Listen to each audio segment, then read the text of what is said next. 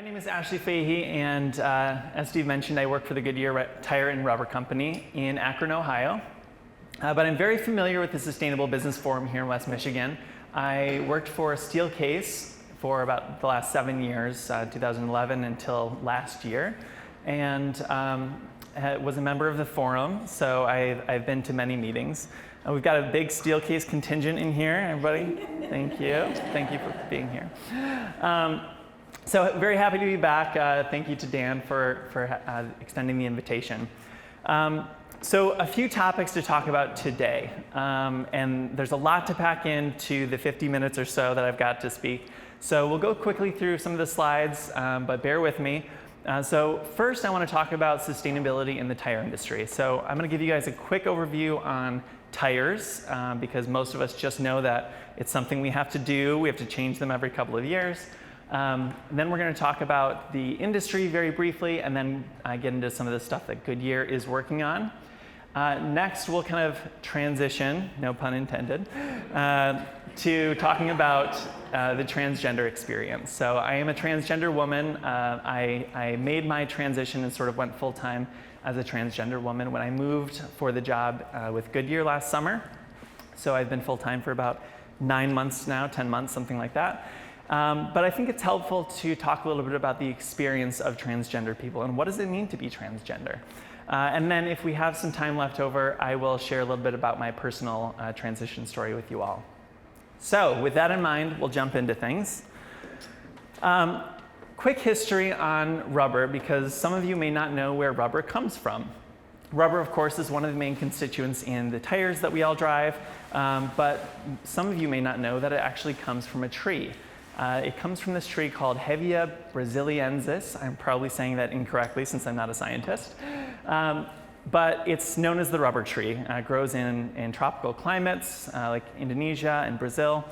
And it comes in the form of a sort of liquid latex. It's actually interesting. When they tap the trees, they sort of make an incision. The latex runs down and is caught in a catch basin, kind of like how maple syrup is harvested. And then it's further processed into the rubber that we use in products like tires. So it was an amazing discovery when this came about in the early 1800s, but there was a problem. People started trying to incorporate rubber into various products, but they found that when it was too warm outside, the rubber sort of softened and not quite liquefied, but it wasn't really usable in a lot of the applications they were hoping for. And when it got too cold outside, it became hard and brittle and broke easily. So really by accident, a man named Charles Goodyear discovered the process, what we now call vulcanization, in 1839. And what happened was he spilled, as he was working with this rubber product, he spilled some sulfur on the product, ended up just mixing it in because he was trying to figure out how to make this a more stable product. And when he heated the sulfur natural rubber combination, he found that its properties changed. So it stiffened, but it was also still flexible. It was a much different type of material. And that is what we became known as natural rubber that was used in tires. Now, Charles Goodyear passed away in 1860.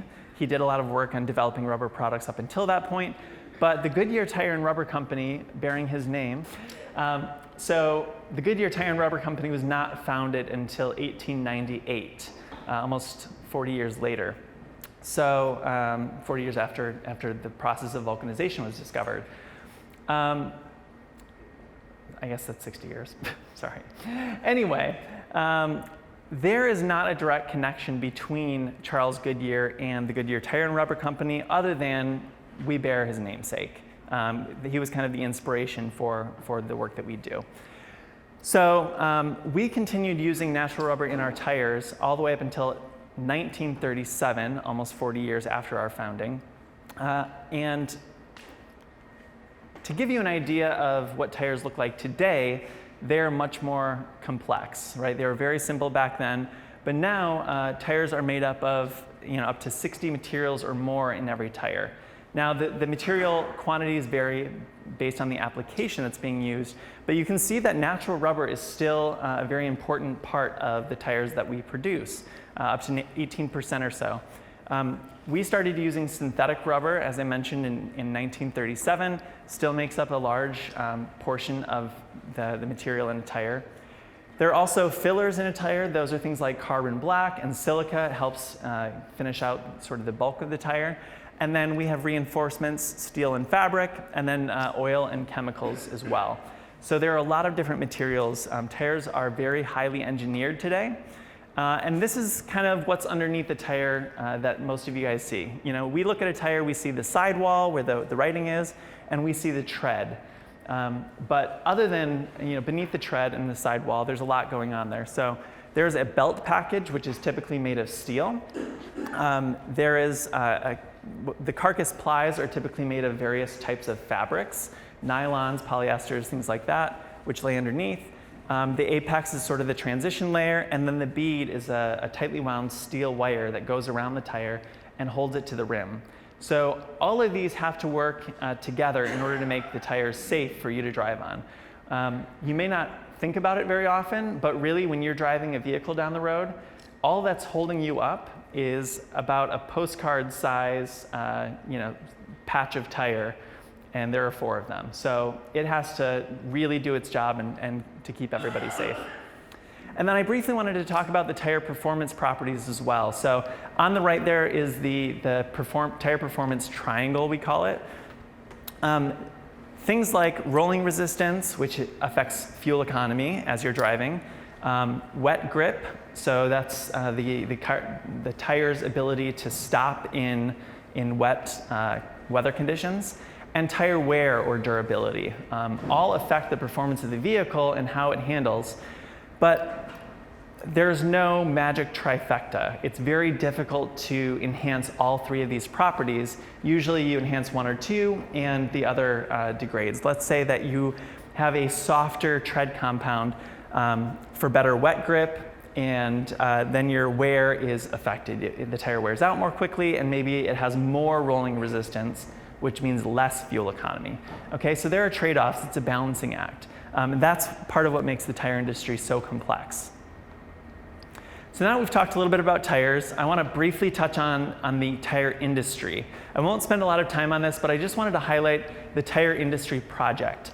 This is a CEO founded and led initiative. The CEOs from these 11 major tire companies around the world came together back in 2005 and decided we need to address some of the sustainability issues around our industry because they're important. They affect human health and the environment, and we need to work together rather than trying to figure this out on our own. I'm sure most people here at the forum can appreciate that.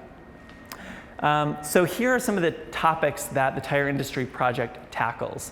You can see things up there like sustainable natural rubber, end-of-life tires. What do we do with a tire when it's done with its useful life? How do we take it back, and where does it go? And tire and road wear particles. As you're driving down the road, your tires abrade over time, and pieces of the road abrade. Some of those particles are very small. They're particulates. And how do those affect human health and the environment? So TIP does a lot of research, and they try to come up with solutions for the industry that we can all use to sort of move us in the right direction. So specifically talking about Goodyear, just to give you some context of the size and the scope of the organization, annually we produce over 160 million tires globally. We are 120 years old. We celebrated that last year, and have an annual revenue of about $15 billion.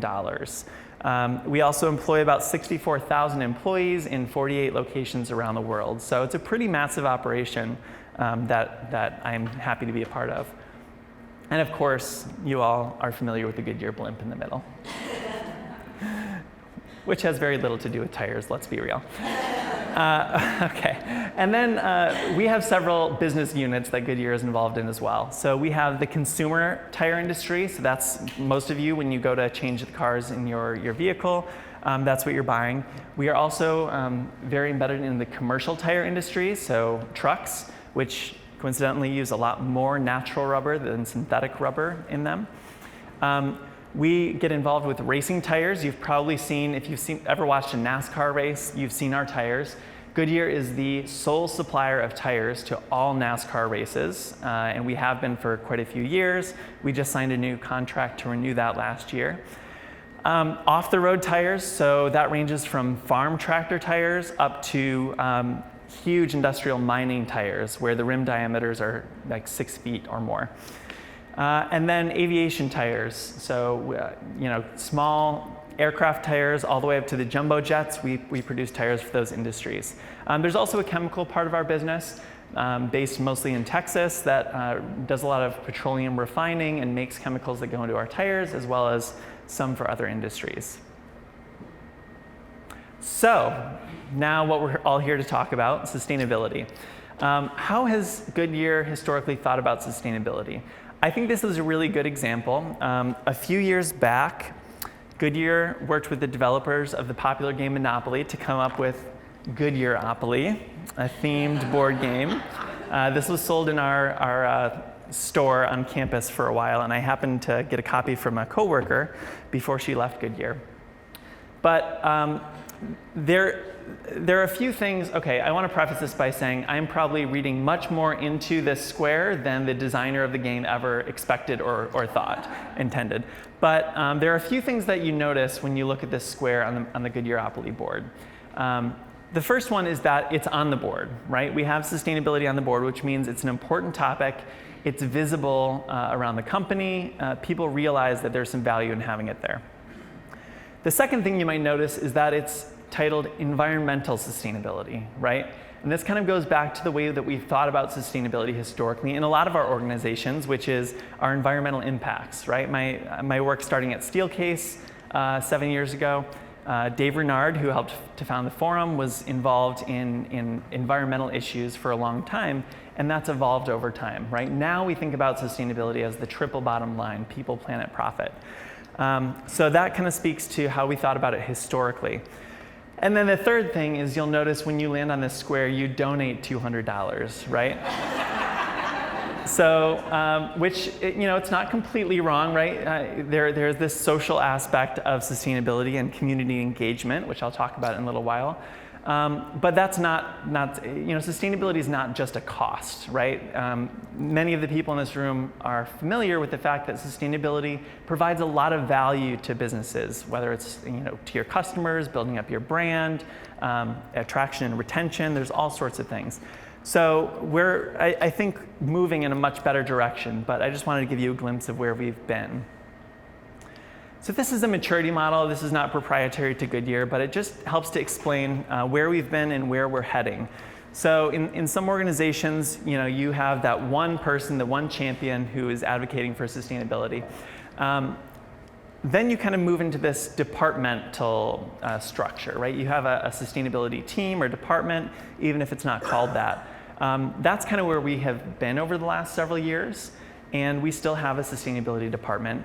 But where we're trying to move is into that sort of third phase of having functional ownership and integration of sustainability throughout the company. So really the intention here is that we don't own sustainability, but we help the functions who own these topics to provide sustainable outcomes for the company. So that's kind of where we're heading. Over the last year, we've done quite a bit of work in sustainability to take the next step to advance ourselves. The materiality assessment that we undertook was our second. Our first was in 2014. So by conducting this materiality assessment in early 2018, we really honed in on what are the high priority topics that Goodyear should be focusing on and that our industry should be focusing on as we think about sustainability.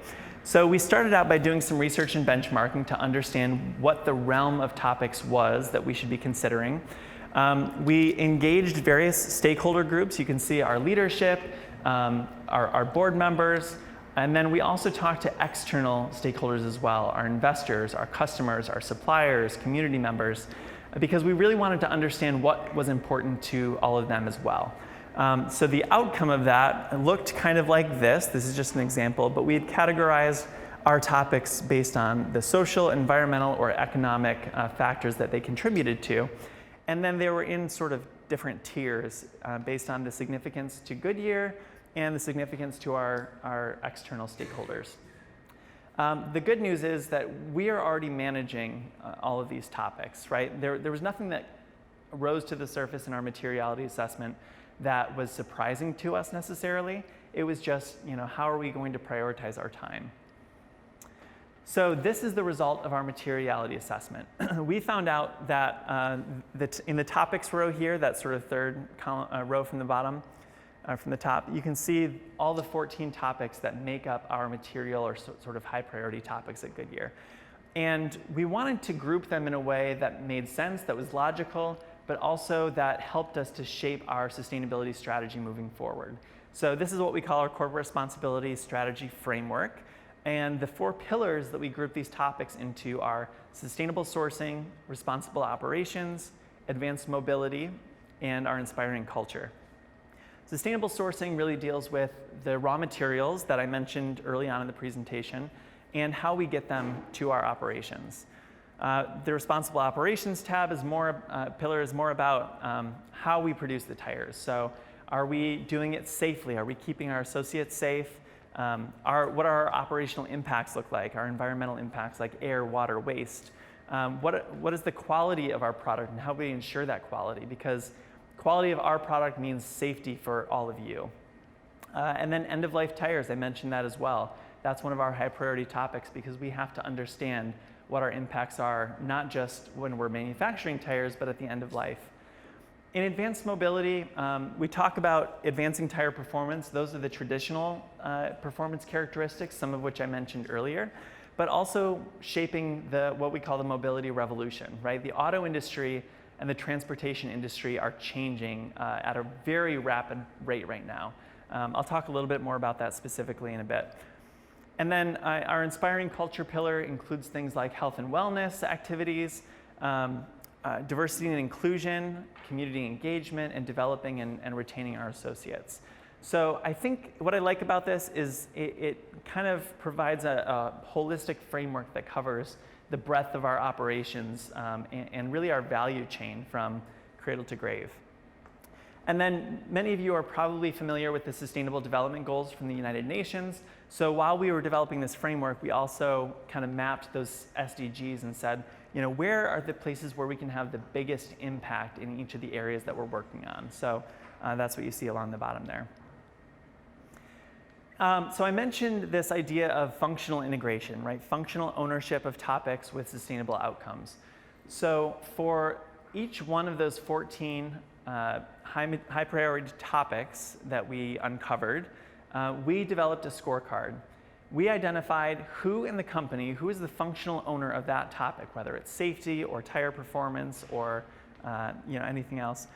And we assigned them a scorecard that we kind of serve as an accountability arm of sustainability, if you'd like. And the scorecard asks them to assign a topic owner, a program manager that we interact with on a more regular basis. We align on a topic definition so that we all understand what we mean by this topic and how it relates to sustainability. And then each one of these columns will be filled out with content from the functional owner. These are the experts in their own fields, in tire performance, in safety, et cetera. So they are closest to this topic and they know most about it. So we didn't really want to take that initiative from them. But they talk about, what's the current state? What is the problem that we're trying to solve for? What goals and targets do we need to set to make sure that we're, progressing in this topic? What KPIs and metrics do we need? Is this my lapel mic? I don't know. Sorry. Which KPIs and metrics do we need? How do we measure our progress? What strategy do we have in place?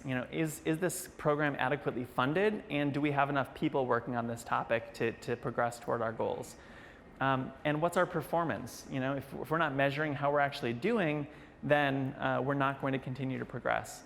And then lastly, we have governance. Is leadership aware of the goals that we're setting and aware of the progress that we're making?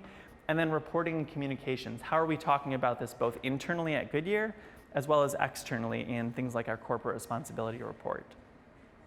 And then each one of these columns for each topic is scored. It's either given a quick red or green assessment based on the status. And then we have a dashboard that tracks all 14 topics so we can really see at a glance how are we doing in terms of our sustainability. So with the last few slides here on this topic, I just want to talk a little bit about each pillar and a couple of the initiatives that we've been working on. So in the sustainable sourcing pillar, I mentioned it's focused a lot on raw materials. So sustainable natural rubber is a big one. That's a focus of TIP, the Tire Industry Project. And just this year, we launched a global platform for sustainable natural rubber, which will be a way for us to hopefully measure our impact in terms of our sustainable natural rubber development. So we've signed on to that. Soybean oil is an interesting one. This was an innovation within the last couple of years. We've begun replacing some of the petroleum oil in our tires with soybean oil. And we actually have a tire that came out last year, the Goodyear Weather Ready tire, which has been very popular. And in the tread of the tire, soybean oil replaces 100% of the petroleum-based oil, which I think is awesome. But it's not just a sustainability thing. The great part is it's also a performance improvement.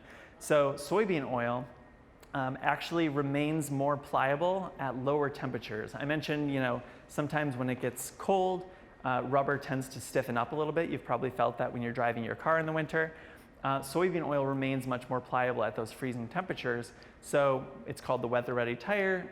In any weather, you're going to have that same performance that you're looking for. Rice husk ash silica is even more interesting to me. So, we all have rice in our lives from time to time, whether you're eating Chinese or Indian or Japanese or Mexican. It's all over the place in many cuisines. It's a staple. But every time that rice is harvested, you have the rice grain, which ends up in your tummy, and you have the rice husk, which is sort of the protective layer as it's growing. Something has to be done with all those husks when the rice processing happens. So often those husks are burned to recover energy. It helps provide sort of a sustainable or at least a renewable source of energy. And then what happens with the ash when we're done, right? Does it end up in a landfill? So what we found out is that we can actually refine the ash that's produced from rice husk burning and turn it into a silica substitute. Right now, one of our filler materials, makes up about 25% of our products, is carbon black. The other one is a sand-based silica. But we can refine this into a rice husk ash silica, which also provides superior performance in some ways to traditional sand-based silica. And just recently, there was a university, and I think it was Japan, but don't quote me on that, that conducted a life cycle assessment on this rice husk ash silica and found out that the carbon sequestered during the growing of the rice is actually a greater amount than the carbon that's used to refine and produce the rice husk ash silica that we use in our product. So it actually has a net positive impact when we use this product. And then the last one I wanted to mention is dandelion rubber. There's a Russian dandelion, I'm forgetting the exact scientific name right now, which we can use the root of this dandelion to produce an alternative to natural rubber. So there's a lot of research being done right now. We are experimenting in a number of ways with this material, and so have our competitors. And we're hoping that within the next few years, we might be able to develop something, a tire using dandelion rubber. The nice part about dandelion rubber is it doesn't just grow in the tropics. You can grow dandelions pretty much anywhere, including your backyard, I'm sure. Certainly mine. So we talk about responsible operations. Here are some of the reductions that we've experienced, environmental reductions since 2010. 15% reduction in energy intensity, 20% reduction in greenhouse gas emissions, 21% reduction in water use, and 38% reduction in solvent use. So many of you probably have similar statistics. You've been working on various things. You'll notice that these are 2017 numbers. I haven't mentioned this yet, but our corporate responsibility report will be coming out within the next month. And our legal team didn't really allow me to talk about what was in the responsibility report prior to its publishing. So there will be a lot more exciting information there, trust me. In the advanced mobility space, the way that we think about this at Goodyear is an acronym called FACE, Fleets, Autonomous, Connected, and Electric. I'm not going to read these statistics down here. You can see them for yourselves. But needless to say, these are all things in this automotive sort of mobility revolution that are changing very quickly and growing very quickly. There are some pretty impressive statistics here. So we are figuring out as Goodyear, how do we play in this space? How do we support consumer fleets like Uber and Lyft and Tesla are developing?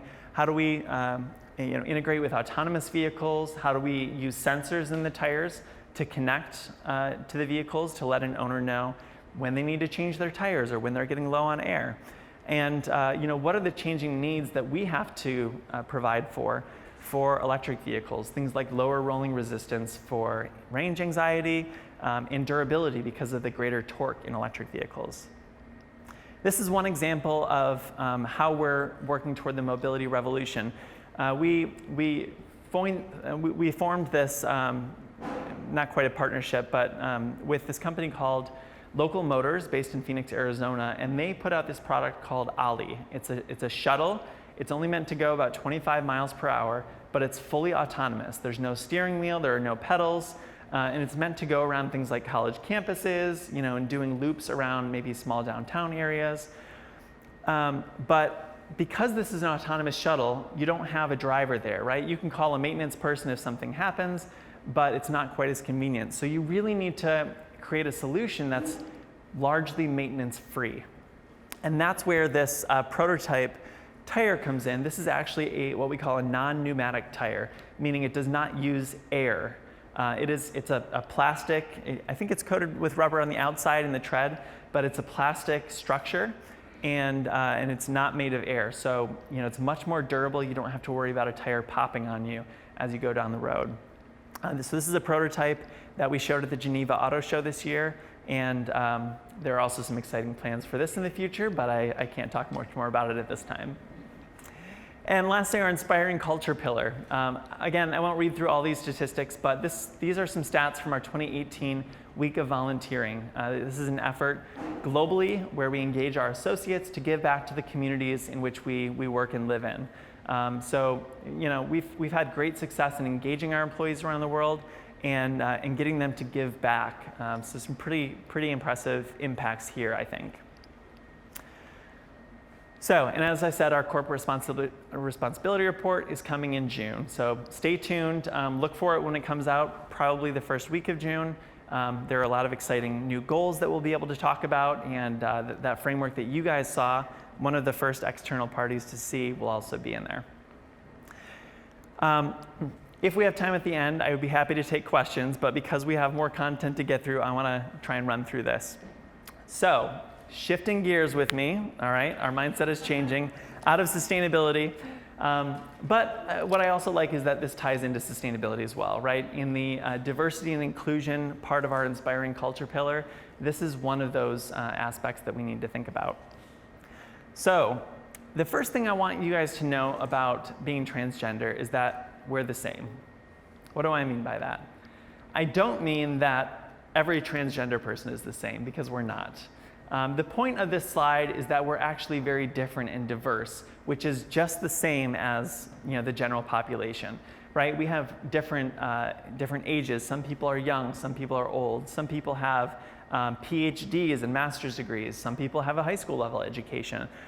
We live in different communities, we have different abilities. Some people are happy, some are sad, right? So just like everybody else, there's hardly one thing that you can say to pin down and describe the entire transgender community. So just know, some of the stereotypes you may have heard are really not accurate.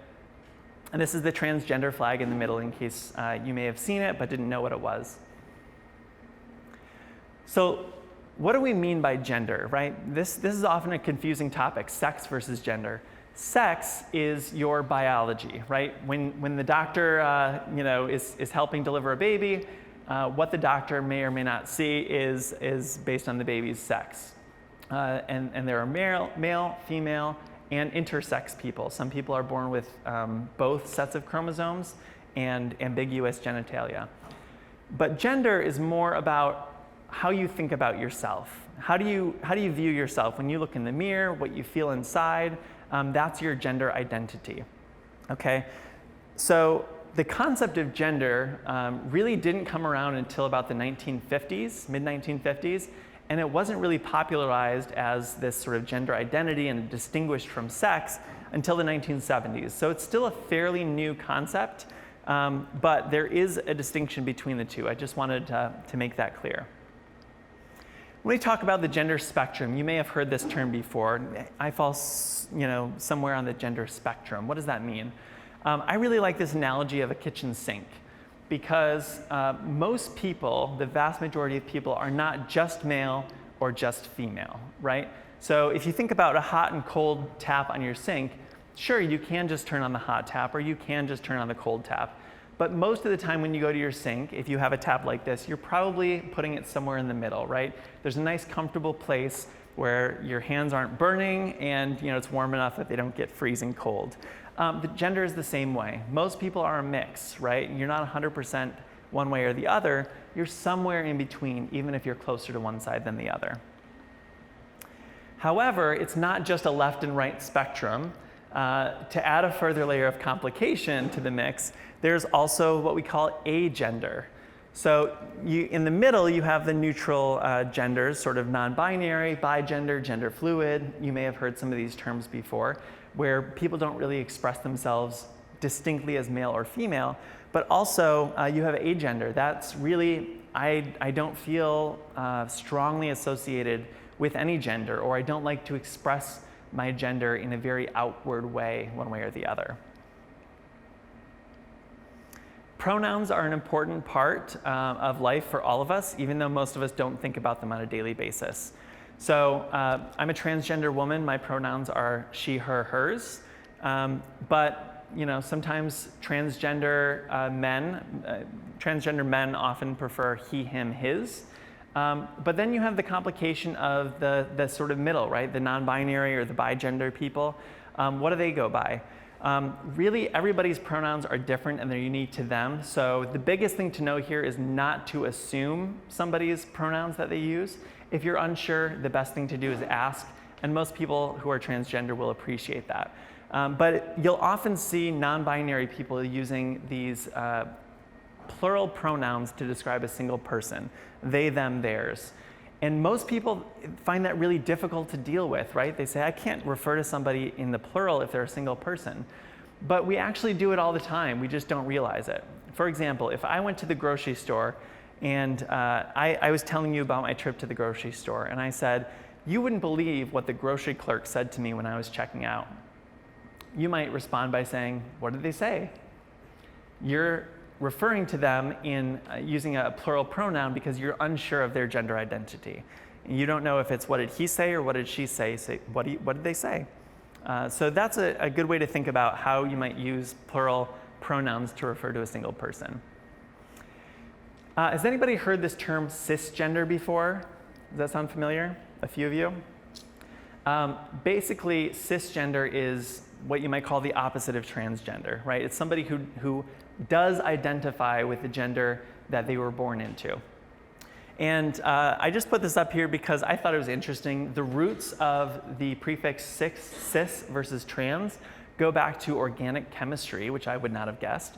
There's a cis isomer and a trans isomer. A cis isomer has the same, you can see the two H's are on the same side of the carbon chain. So cis means same side of. And the trans isomer has the H's on opposite sides of the carbon chain, so opposite of. So when we think about transitioning or going opposite, that's the trans, and cis is referring to people who stay in their same gender. Just an interesting tidbit. The genderbread person. This is kind of a fun, animated way to describe different aspects of sexual orientation and gender identity. So you can see there on the top here, we have gender identity. That's largely, again, how you think about yourself. Your gender expression is how you express yourself. So that might be clothing, jewelry, makeup, and things like that, how people perceive you. Biological sex is, what you're born with, your chromosomes and what's between your legs. And then sexual orientation is who you love, what's in your heart. So that might be a good way for you to think about these different categories. So when we talk about transition, there are a number of ways that people transition. Sometimes it's just their appearance. They might be transgender and not have anything done to their bodies physically. They just present differently. Many trans people opt for hormone replacement therapy, also called HRT.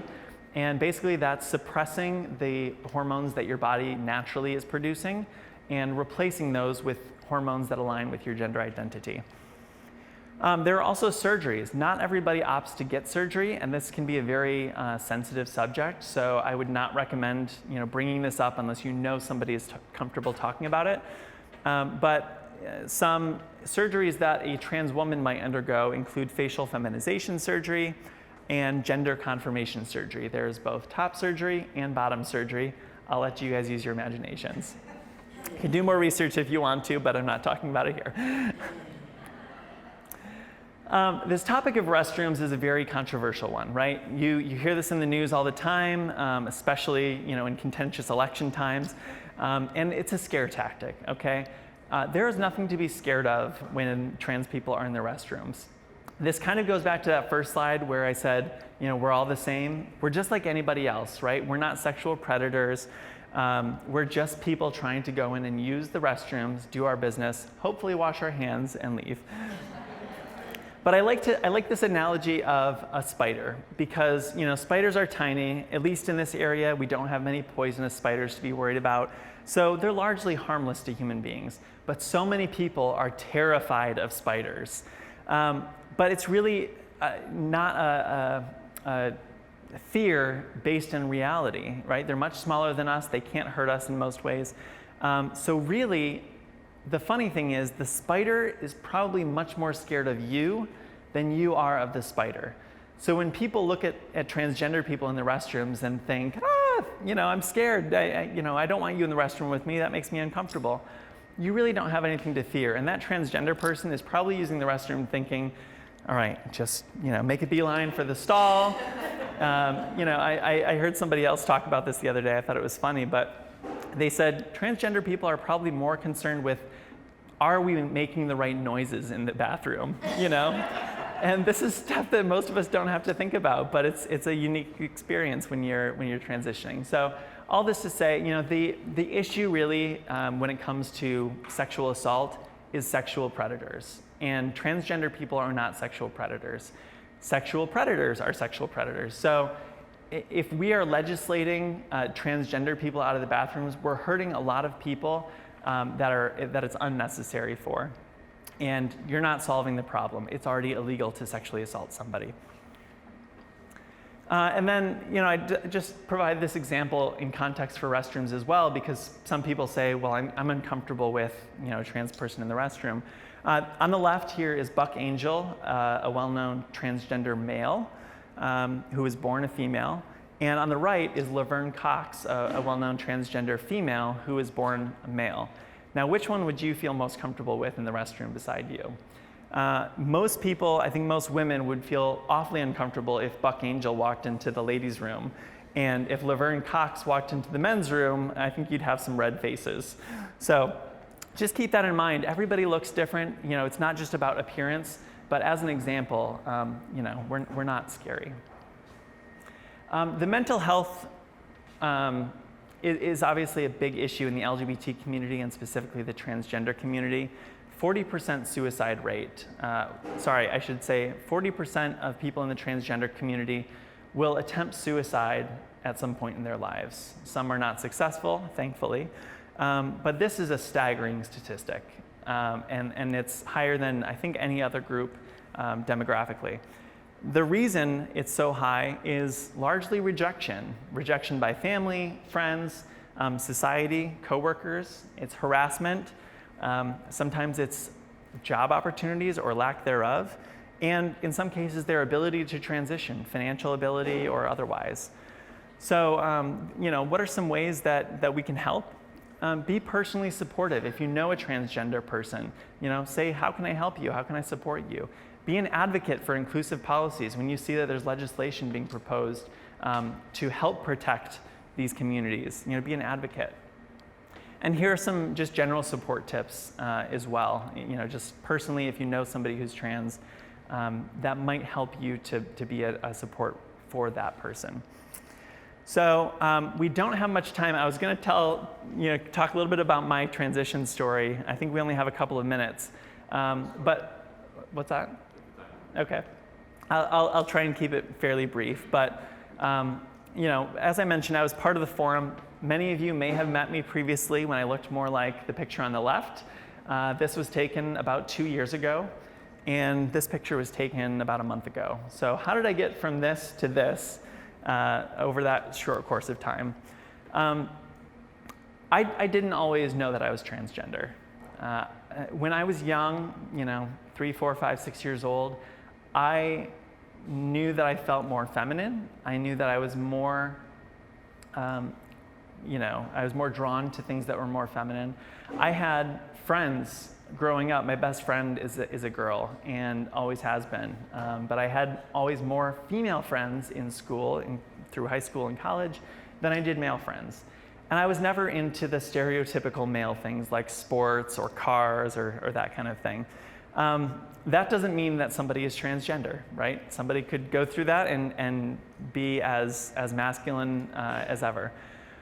But I felt like I needed some way to have an outlet for that, right? I needed to express myself more femininely. So starting at a young age, in private, I would cross-dress. I would wear more feminine clothing because it made me feel more myself, right? It made me feel more content. And that kind of continued on and off through most of my life. And at the time, I just kind of considered myself a closeted cross-dresser. It wasn't something I talked about with anybody. Only my best friend knew at the time. But it was still very much a part of me, even though it wasn't part of my outward identity. And it wasn't until after I graduated from my undergraduate degree that I kind of gave it up, and I said, all right, I'm done with this. I got rid of everything that I had and kind of quit cold turkey. In fact, the last day that I had dressed up, cross-dressed, was Halloween 2011, and some of my Steelcase colleagues might remember when I went into work. Phil still has an incriminating picture of me. Not so incriminating now, is it?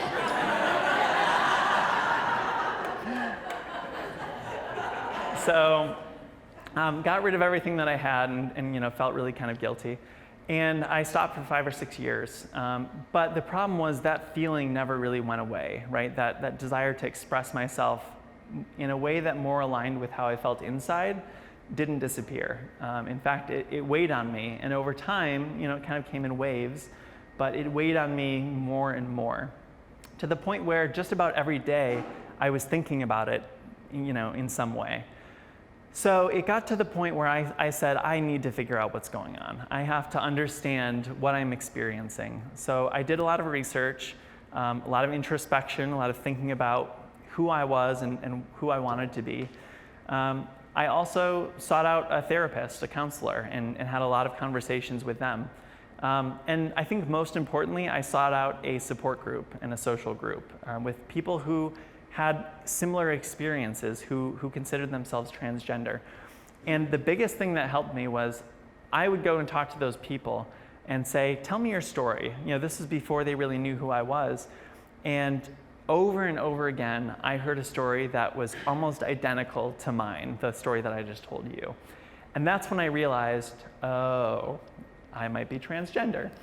So, it wasn't just, okay, I'm transgender, let's switch to female. It took some time, right? This was a complicated year, 2018 was, as I figured this out. I was kind of living a double life, going to work as a man, and sometimes in the evenings and weekends, I was presenting as Ashley. And ultimately, the more that I did that, the more that I was out publicly, the more that I was presenting as Ashley, I realized that this felt right. And the biggest indication of that to me was that constant feeling that sort of, bombarded me all the time before was completely gone. It was like a big weight had been lifted off my shoulders and I could just be myself. My friendships improved. My relationships with my family members improved. My parents are in the back. It was a difficult time for a lot of people, including my family. But the more we talked about it, the easier it got. And I felt so happy and free just being myself, expressing myself how I've always felt on the inside, but have always sort of filtered for the public.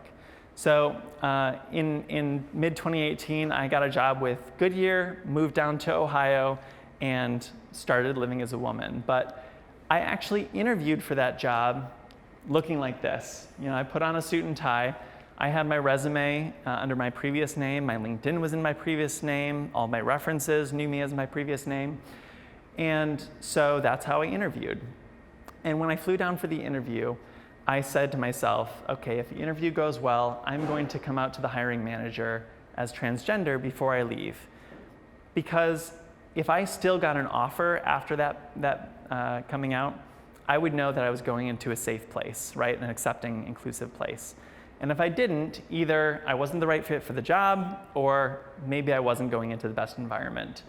And so I asked the manager, can we have lunch before I leave to go back to Michigan?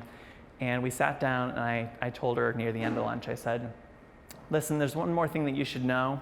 I'm a transgender woman, and I'm at the point in my transition where I'm ready to sort of present full time.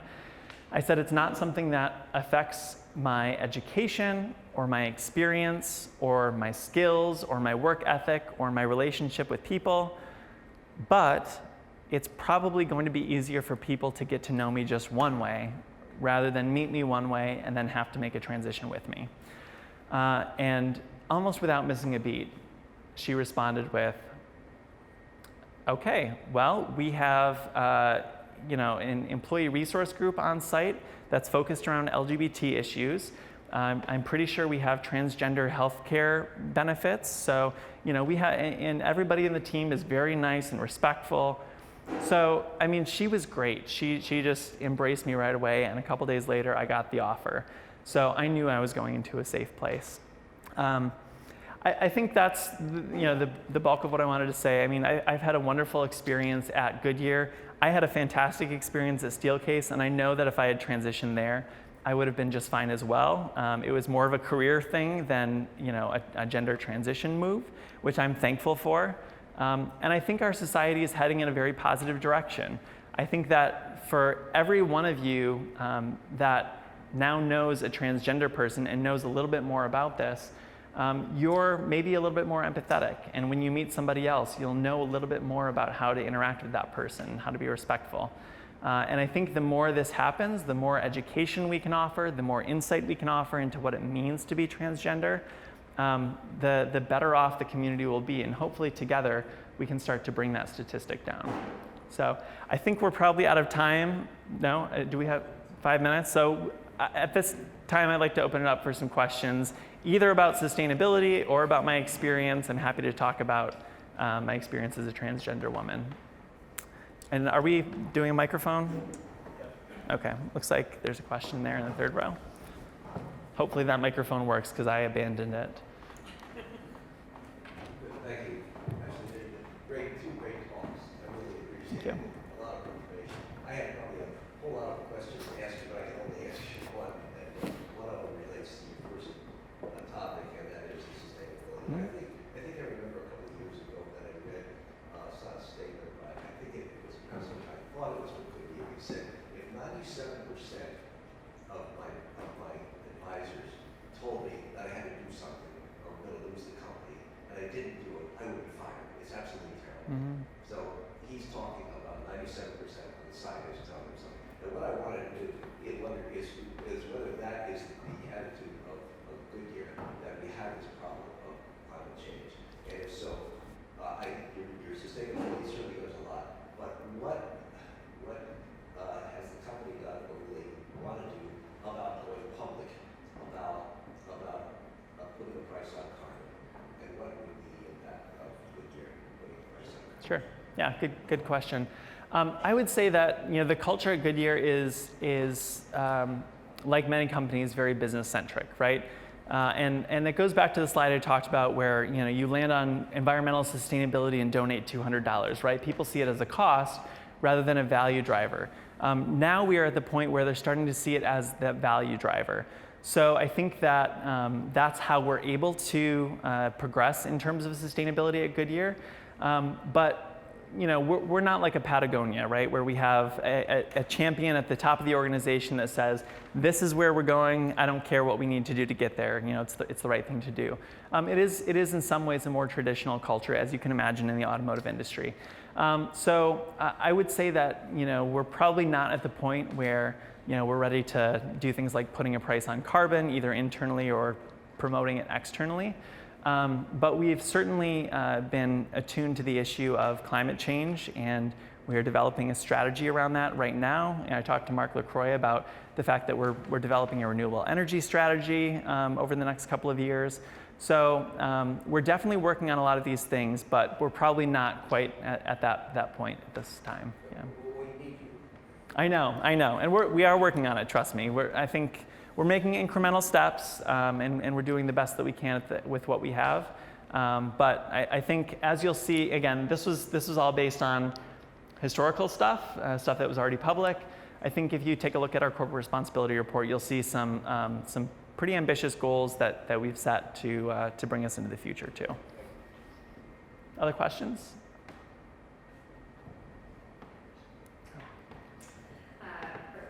Really happy to have you here. We miss you.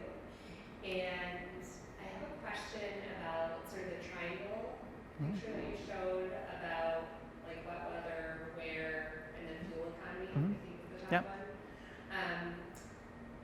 And again, your point about EVs and kind of that really is the space that you're probably working in now. That's probably closest in proximity to climate change and disrupting just the whole transportation space.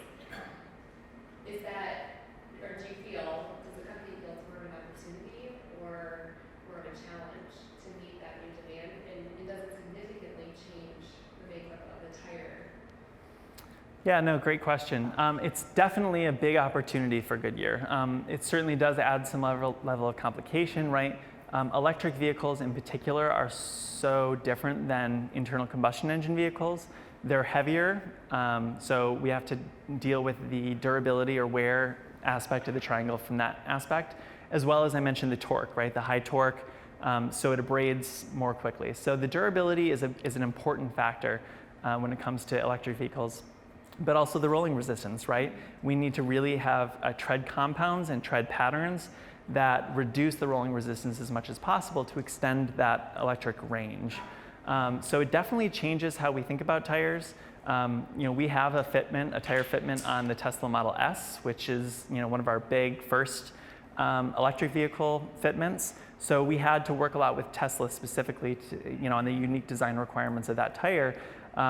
But since then, we've also been working with a lot of the other major auto manufacturers on other tires for electric vehicles. So it does change the calculus a little bit, but we are responding, and it's definitely looked at as a big opportunity for Goodyear.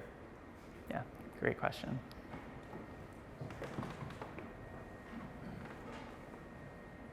Thank you, Ashley. Learned a lot. I have a question on soybean oil. You mentioned that your all-season tire, I think it was, has a soybean oil and replaces some petroleum. Does the properties of that soybean oil, could they work in a dedicated winter tire? I think of our snow tire minivans in Michigan, and can it stretch that far, or is it really just suited for an all-season tire? No, definitely. That's a great question. No, the soybean oil, the property that is the reason we incorporated it is because it performs so well in that cold weather. When it gets like below freezing, some of our other rubber compounds do tend to stiffen up a little bit. Once you're driving, they'll warm up because of the friction, but the weather-ready tire with the soybean oil stays really flexible. In fact, my dad put a pair of weather-ready tires on his SUV just last year after I worked at Goodyear and after I started, and has been really happy with the winter performance over the year. That's not a sales pitch, it's just saying from personal experience. He said we have a steep driveway at my parents' house in Grand Haven, And he said, oh my gosh, I can't believe how easy it was to just go up the driveway at normal pace. Normally you have to get a running start in the winter, so it really performs well in the winter. Deb, looks like? Oh, Last question. last one. Thanks so much, Ashley, for everything that you're sharing with us today. I wondered if you could speak to Goodyear's ideas and research in a circular economy model, knowing what a big problem old tires are. Yeah, no, that's a great question. So the circular economy specifically was not one of our material topics, our high priority topics, but it's definitely something that we're thinking about. I think a big way that it plays into our industry is that end-of-life tires, right? Do we have sort of an open loop that it just goes to a landfill or someplace else? Shredded tires end up in playground equipment or in road fill material, or is there an opportunity to further refine some of that material at the end of life to incorporate back into a raw material feedstock? I know there's a lot of work being done. I think some of our competitors have made investments recently in companies that help to process that material for reuse in tires. We are probably not as invested as some of them are in that specific topic, but I know that it's something that we're thinking about. I hear my boss talk about the circular economy and thinking about that on a regular basis. So it's the best answer I have at the time. So, well, I just want to thank everybody very much. And if you have another question, I want you to feel free to reach out to me, or I'll stick around for a little bit afterwards. But I do have business cards up here in case anybody wants to get in touch. So thank you very much.